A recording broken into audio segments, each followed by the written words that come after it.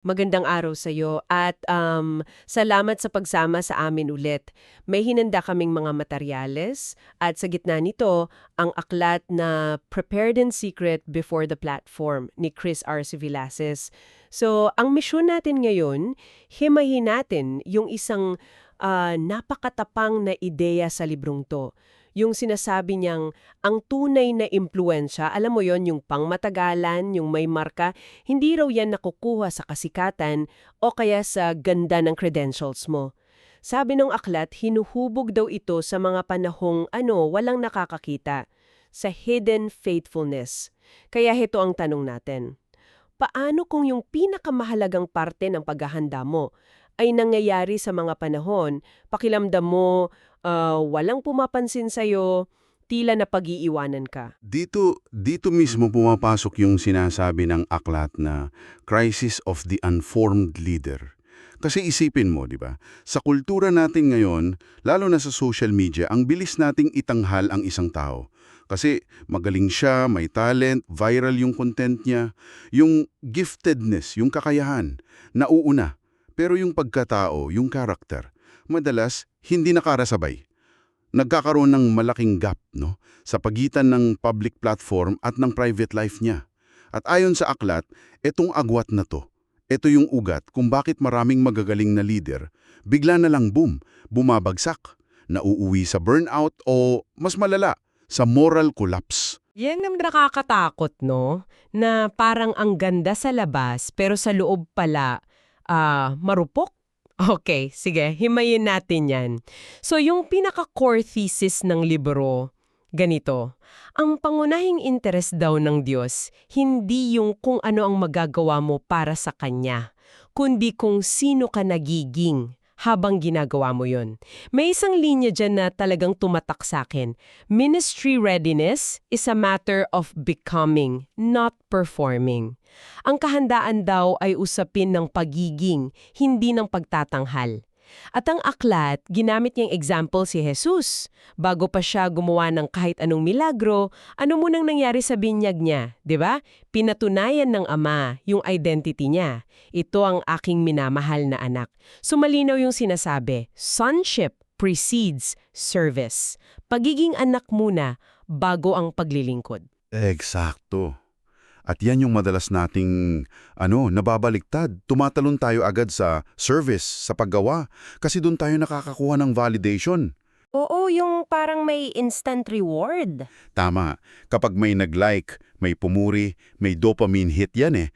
Pero kung yung identity mo, yung sonship, ay hindi pa buo, hindi pa malalim ang ugat, maubos ka. You'll burn out trying to earn an identity na dapat sa'yo na. Nagiging performance ang buhay mo, imbes na isang paglilingkod na galing sa isang buong pagkakakilanlan. Ito yung konsepto ng identity before impact. Okay, that's a crucial distinction. Pero sa practical na usapan, paano mo ito makikita sa sarili mo? Ano yung mga kumbaga warning signs na yung identity mo baka sa performance na pala nakasalalay? Magandang tanong yan. Ayon sa aklat, isa sa pinakamalinaw na senyales ay kung paano ka mag-react sa criticism at sa success. Okay. Halimbawa ba, kung isang negatibong comment lang sapat na para sirain ang buong araw mo o para pagdudaan mo yung buong pagkatao mo, malamang nakakapit ang identity mo sa performance mo.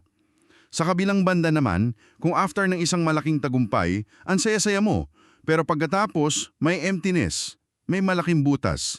Senyalis din yon, kasi hinahanap mo sa impact yung isang bagay na sa identity mo lang dapat mahanap. Ang taong matatag ang identity, kayang tumanggap ng kritisismo nang hindi nadudurog at kaya rin mag-celebrate ng tagumpay nang hindi doon kinukuha ang buong self-worth niya. Grabe, parang salamin yan, ramdam ko yun. At dito na yata papasok yung isa sa mga pinaka-kontrakulturang ideya ng libro. Sinasabi nito na yung mga hidden years, yung mga panahon na tila nasa anino ka lang, hindi raw nasasayang na oras. Hindi talaga. Sa katunayan, ito raw ang piniling training ground ng Diyos.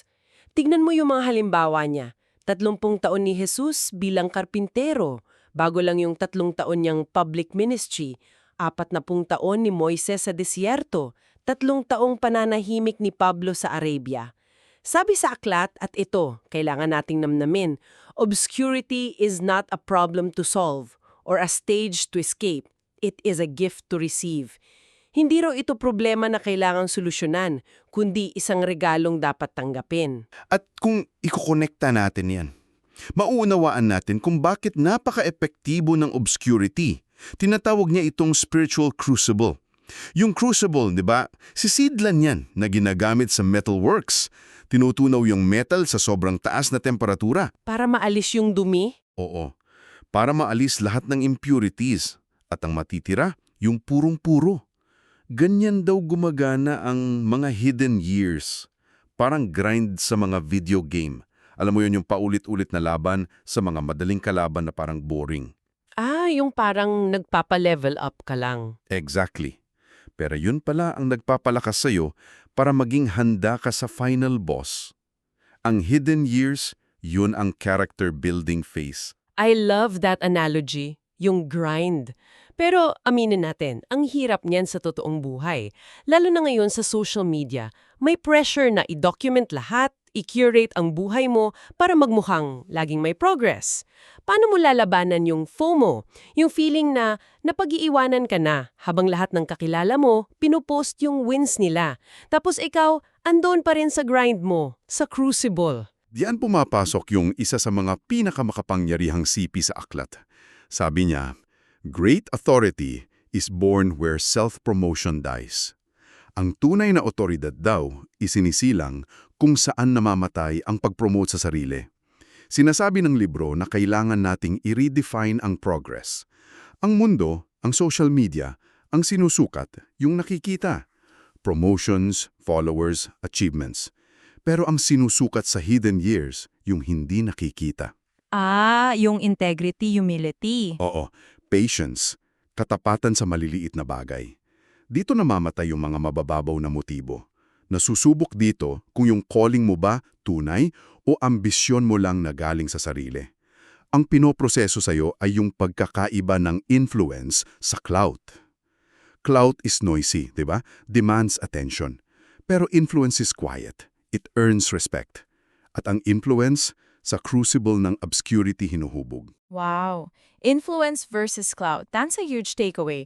So kung hindi pala galing sa self-promotion, hindi sa mga nakikitang achievements, ang tunay na otoridad, saan ito nanggagaling? At malinaw ang sagot ng aklat dito Ang tunay na espiritual na otoridad, hindi yan inaagaw, hindi yan kinukuha. Ito ay, ipinagkakatiwala. At ipinagkakatiwala raw ito sa mga taong natutong lumakad sa tinatawag na obedient dependence at direct alignment sa kalooban ng Diyos. Tama. At mahalagang linawin, no? Yung obedient dependence, hindi yan pagiging pasibong doormat. Hindi ito yung nawawalan ka ng sariling pag-iisip. Ang magandang analogy siguro dito ay parang isang sailor at yung bangka niya. Okay. Ang isang magaling na sailor, hindi niya kinokontra yung hangin.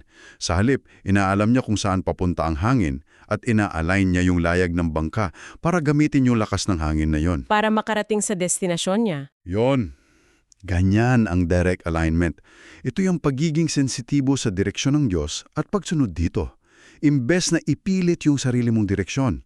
At habang nababawasan yung personal independence, yung pagsalig sa sariling galing at diskarte, doon daw lalong lumalago ang tunay na espiritual na otoridad. So parang it's less about being the powerful CEO who makes all the calls and more about being a deeply connected, channel, isang daluyan. Precisely. The power flows through you, not from you. Yan ang key distinction. Gets. Kapag galing sa'yo yung kapangyarihan, nauubos yan. Kailangan mong i-maintain, i-project, ipagtanggol. Pero kapag dumadaloy lang ito sa'yo mula sa mas malaking source, hindi ito nauubos, nagiging sustainable. At resulta yan ng pag-surrender ng sariling agenda para sa agenda ng Diyos. At yan ang uri ng otoridad na hindi nakakatakot kundi nagbibigay buhay. Okay. So, kung ganyan pala yung autoridad at hinuhubog ito sa pagiging tapat, ibig sabihin mali rin yung paraan natin ng pagsukat kung ready na ba ang isang tao. Hindi na to tungkol sa resume, sa bilang ng followers, sa dami ng speaking engagements. Eksakto. At dyan ipinapakilala ng aklat yung tinatawag niyang kingdom metrics o mga sukatan ng kaharian na sobrang iba sa sukatan ng mundo. Sabi ng libro, ang tinitignan ng Diyos ay, una, katapatan sa maliliit at hindi nakikitang mga bagay. Yung pagiging tapat mo ba sa isang gawain kahit walang pumapalakpak? Ikalawa, pasensya sa gitna ng paghihintay. Paano ka kapag hindi pa dumarating yung sagot? Ouch! At ikatlo, pagtitiyaga kahit tila walang resulta. May isang sipi dyan na talagang dapat nating tandaan. Faithfulness, not effectiveness, is the currency of the kingdom. Ang pera, yung mahalaga sa kaharian ng Diyos ay katapatan, hindi ang pagiging epektibo sa paningin ng tao. Faithfulness, not effectiveness. Ang bigat niyan. Kasi ang buong mundo natin umiikot sa effectiveness, sa results, sa key performance indicators. Paano mo i-reconcile yung dalawang yan? Halimbawa, nasa trabaho ka, kailangan mong magpakita ng resulta, pero ang sinasabi ng prinsipyo na to mag-focus sa katapatan. Hindi naman sinasabi ng aklat na iwanan mo ang pagiging efektibo. Ang sinasabi nito ay tungkol sa priority, tungkol sa foundation. Ang katapatan sa proseso, sa karakter, sa maliliit na desisyon araw-araw, yan ang pundasyon. Ang tunay na effectivity, yung pangmatagalan, ay bunga lang yan. So bunga siya, hindi siya yung goal. Oo. Kasi pwede kang maging effective sa maikling panahon gamit ang shortcuts, di ba? Pero hindi yan sustainable. Isipin mo, isang influencer na may milyong views sa isang video na puro clickbait, kumpara sa isang guro na tahimik na namumuhan sa 10 estudyante sa loob ng 20 taon. At yung 10 yon, naging mga leader na nagbago ng komunidad nila. Sino ang mas effective sa huli? Ang mundo titingin sa influencer. Pero ang kingdom metrics, papabor sa guro. Napakalinaw niyan. At ito siguro yung dahilan kung bakit tila mas mabagal kumilos ang Diyos kesa sa mga ambisyon natin. Tinatalakay ng aklat yung tinatawag na the danger of spiritual speed, yung mabilis na pagangat na hindi sinabayan ng malalim na paghubog ng karakter. Delikado. Parang pagpapatayo ng skyscraper, di ba? Hindi mo pwedeng madaliin yung pundasyon sa ilalim ng lupa kahit yan yung pinakamatagal at pinaka-boring na parte. Kung minadali mo yan, sa unang malakas na lindol, babagsak yan. At sinasabi pa ng may akda na yung pagkaantala o delay, madalas isang uri ng awa yan. Ginagamit ito ng Diyos hindi para ipagkait, kundi para protektahan at dalisayin ng isang lingkod. Baka hindi mo pa kayang i-handle yung bigat ng responsibilidad na hinihingi mo. Baka yung success pa yung sisira sa'yo. Exactly. The delay is a form of protection. At kaugnay nito, may matindi siyang babala laban sa arrival mentality. Ito yung kaisipan na, okay na ako, tapos na ako sa paghubog, narating ko na. Sabi sa aklat, at ito talagang dapat nating pagnilayan. The day you think you've arrived is the precise moment when spiritual drift begins. Ang araw na inisip mong narating mo na, yun ang eksaktong simula ng paglayo mo sa tamang landas. Grabe, yan ang delikado. Yung akala mo tapos ka na, yung pala nagsisimula ka palang maligaw. So, sa kabuuan, itong paghimay natin sa mga ideya ni Villases, nag-aalok talaga ng radikal na pagbabago sa pananaw mula sa pagiging abala sa kung ano ang ginagawa mo, patungo sa pagtutuon ng pansin sa kung sino ka nagiging. Ito ay isang paanyala na yakapin ang mga panahon ng pagtatago, na pahalagahan ang mabagal na proseso ng paghubog at hanapin ang otoridad hindi sa entablado kundi sa lihim na lugar ng pagsunod. Maraming salamat sa pagsama mo sa amin sa pagsusuring ito. At bago tayo magtapos, gusto naming iwan sa iyo ang isang kamong na pag-iisipan. Hango mismo sa diwa ng aklat, isang tanong na sumusuri sa puso ng ating mga motibo.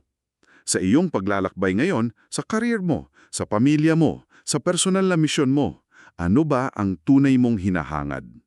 Ang trono ba ng impluensya, ng posisyon at ng pagkilala ng mga tao?